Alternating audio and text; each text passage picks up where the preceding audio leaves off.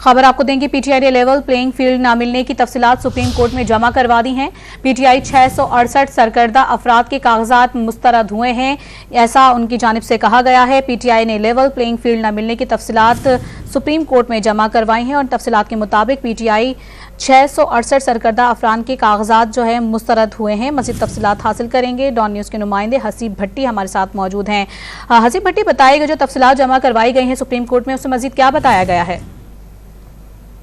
देखिए, पीटीआई के वकला की जानिब से दस्तावेज जो जमा करवाई गई हैं, इसमें यह बताया गया है कि 668 टॉप लीडरशिप के कागजात मुस्तरद हुए हैं, जबकि 2000 के करीब हमायत याफ्ता और सेकंड फेज के रहनुमाओं के कागजात नामजदगी मंजूर हुए। पीटीआई रहनुमाओं के कागजात नामजदगी छीनने के 216 वाक़यात पेश आए। इजाफी दस्तावेजात